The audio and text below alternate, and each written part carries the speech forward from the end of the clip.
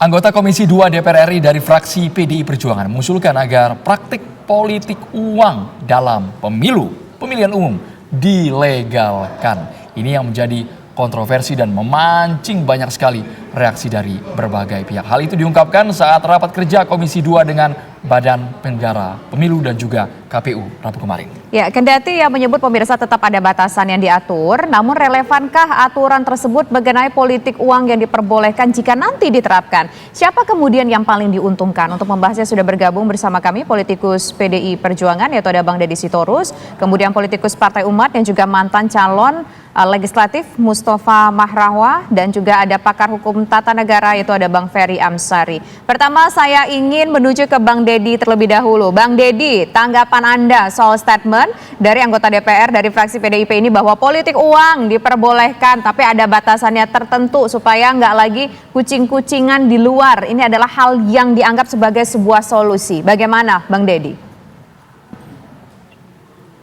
Saya kira kita harus tangkap apa yang disampaikan oleh Pak Hugua sebagai sebuah wake up call, ya. Jadi kalau ada orang bilang, oh jangan politik itu uang ini itu, semenjak kita menganut paham pemilu yang liberal, dunia politik kita itu sudah penuh dengan politik uang. Puncaknya kemarin pada pemilu Pilpres dan pemilu legislatif. Itu sudah terjadi secara masif. Pak Hugua menggugat itu. Ini bagaimana sih? Gitu ya. Karena kalau ini berterusan tanpa ada upaya kontrol yang baik gitu ya. Realita di lapangannya kan memang itu terjadi dengan sangat masif. Nah, jadi ini terserah kita mau munafik atau tidak. Saya tidak melihat Pak Hugua itu menganjurkan politik uang.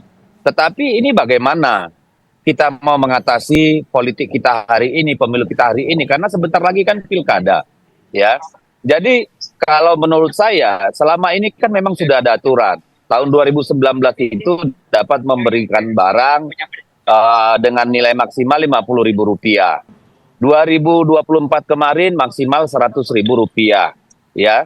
Nah, ini kan menjadi persoalan kemudian ketika ternyata karena sekelompok orang melakukan politik uang yang masif, barang itu tidak ada yang mau terima, Pak. Semua mintanya cashnya aja gitu. Nah, ini kan harus jadi perenungan bersama. Yang lain tidak mau bicara soal ini, munafik kalau menurut saya gitu. Ini alarm kita, alarm dari Pak Hugua. Sebenarnya kita mau apa sih dengan demokrasi kita? Karena kalau apa yang terjadi pada 2024 kemarin terulang terus, maka benar mereka yang akan menduduki jabatan publik hanya yang mereka punya uang. Itu saudagar atau apa, elit-elit yang berkuasa gitu loh. Nah, ini kan harusnya dipandang positif. Bagaimana kita mengatasinya? Kemarin itu di banyak tempat di Jawa uang itu dibagi bahkan di depan aparat pengawas pemilu, di depan aparat hukum. Tidak ada tindakan. Apa yang mau kita lakukan sebagai bangsa untuk memperbaiki situasi ini? Kan itu yang dimaksud oleh Pak Hugua. Bukan mau melegalkan politik uang. Tapi bagaimana cara kita menghadapi perubahan perilaku pemilih yang cenderung sudah maunya uang saja gitu ya, atau bagaimana kita memperbaiki sistem pemilu kita ini gitu loh, Mbak. Baik, Bang Deddy Sitorus, kita langsung ke Bang Mustafa Narawardaya. Daripada menjadi orang yang munafik, pura-pura nggak politik uang, nyatanya beda di lapangan. Bagaimana Bang Mustafa Nara melihat pernyataan dari Hugua dari fraksi PDIP? Ya, meskipun saya pikir itu adalah sarkas, tetapi memang faktanya adalah politik kita itu memang kotor sekali. Saya kan sebenarnya kemarin itu mau serius ya menjadi caleg di di dapil yang paling berat di Indonesia, DKI 2, yaitu Jakarta Pusat, Selatan, dan luar negeri, mengampu 126 negara. Itu paling berat di DKI 2 itu. Dan saya merasakan sendiri bagaimana kemudian ada beberapa pihak yang memburu ya. Saya yakin sekali loh. Halo? Ya, silakan Bang Mustafa. Dilanjutkan. Halo, Bang Mustafa. Tampaknya ada gangguan komunikasi dengan Bang Mustafa Nahrawan. Nanti kita akan menghubungi beliau kembali. Nah, sekarang saya ingin ke pakar hukum terlebih dahulu, Bang Ferry Amsari. Kalau kita melihat mengenai usulan bahwa politik uang ini ya sudah sebaiknya diperbolehkan saja dengan aturan-aturan tertentu supaya nggak jadi liar di belakangnya. Bagaimana menurut Anda? Memungkinkankah ini untuk dilaksanakan dengan kondisi Indonesia seperti ini dan juga kondisi hukum kita? Ya, tentu saya tidak tahu ya apakah itu adalah satir atau menyindir Mhm. atau bahkan putus asa, saya tidak paham. Tetapi sebagaimana kita ketahui semua bahwa kita itu terlalu permisif dengan politik uang, ya. Kita menghalalkan sesuatu yang haram dalam demokrasi misalnya. Ada batasan sumbangan yang bisa diterima oleh publik, itu permisif sebenarnya. Lalu tidak heran kemudian orang yang memiliki dana lebih besar menggunakan atau memanfaatkan keadaan dengan kemudian menggelontorkan uang untuk mempengaruhi pemilih.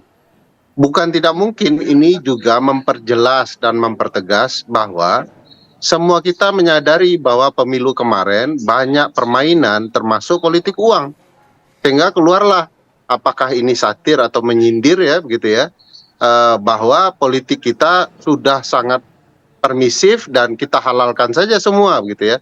Padahal kita tahu konsekuensinya dengan menghalalkan politik sorry menghalalkan politik uang itu akan membuat pertarungan tidak fair. Banyak ruang bagi publik hanya memenangkan pertarungan karena orang mengucurkan uang lebih banyak daripada kontestan lain. Dan itu tentu tidak akan sehat. Orang memilih karena jumlah uang yang ada. Dan sebagaimana diketahui di dalam undang-undang pemilu atau praktik berpemilu di mana saja, penggunaan politik uang adalah sesuatu yang dikategorikan sebagai pidana pemilu. Saya pikir ya kita tidak dalam rangka mencoba memunafikkan keadaan bahwa itu terjadi, tetapi ada kewajiban juga bagi teman-teman partai politik untuk memastikan proses penegakan hukum terkait politik uang dengan serius. Baik, Bang Misalnya melakukan perbaikan badan pengawas pemilu. Badan pengawas pemilu kita itu tidak bekerja, Bang Deddy tahu itu, Mas Mustafa juga tahu tidak maksimal kerjanya. Bang Ferry, Bahkan sebelum masuk ke poin Bawaslu yang kurang optimal kinerjanya, kita dengarkan dulu kesaksian Mustafa Nara yang sudah kembali sinyalnya bergabung. Tadi katanya mengalami langsung, nyata melihat politik uang itu, Mas Mustafa Nara. Jadi jauh hari sebelum coblosan, tepatnya bulan September, itu kami kan sudah mempersiapkan untuk kampanye ya. Dan itu tidak hanya masyarakat dapil saya di Jakarta Pusat, Selatan, dan luar negeri yang mereka kalau bahasa Jawa itu ngatung ya. Anda punya uang berapa dibagi sekian pemilih yang ada di dapil 2? Itu pertanyaan dari calon pemilih ya. Belum lagi bagaimana kemudian ada beberapa pihak dari istilahnya bohir ya. Kemudian itu memburu saya, bertanya apakah Anda nanti bisa saya jamin untuk di Komisi 11, Komisi Keuangan. Jadi ini sebenarnya saling mengimbang nih. Ada dari bawah pemilih itu adalah mau minta jatah amplop, kemudian dari pihak lain, dalam hal ini adalah para pemodal-pemodal itu memburu calon legislatif yang mereka pikir bisa dipelihara. Dan ini saya sebenarnya mau tunggu sampai kapan dan berapa jumlah yang mereka mau keluarkan. Di DKI 2 itu rata-rata habis 40 sampai 50 miliar caleg itu yang jadi. Jadi bisa kita bayangkan orang-orang seperti kalau dari PAN itu misalkan Adiaksa Daud keluar berapa miliar itu nggak jadi juga karena kalah duit.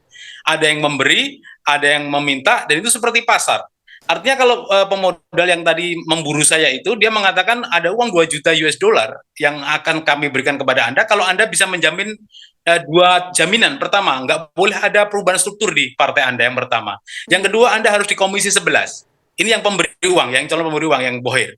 Kemudian ketika ini kita kemudian di partai saya itu kan ada pergantian sekjen ya, sehingga pada kurang 1 hari sebelum kampanye itu mereka membatalkan bohir-bohir ini, membatalkan untuk membantu calegnya. Otomatis kemudian karena kita hanya memegang satu calon pendana atau istilahnya itu yang membantu kita ingin menghormati juga. Jadi dalam politik uang sekalipun itu kita ada hormat menghormati. Jadi hanya satu yang bisa kita terima karena kita punya perjanjian dengan mereka. Jadi saya ngalami sendiri, karena ini kemudian di partai kami ada pergantian struktur di tingkat level DPP, otomatis calon donatur ini mengundurkan diri, ya sehingga uang 2 juta US dollar itu kira-kira 30 miliaran untuk Jakarta Selatan, Jakarta Pusat, dan luar negeri.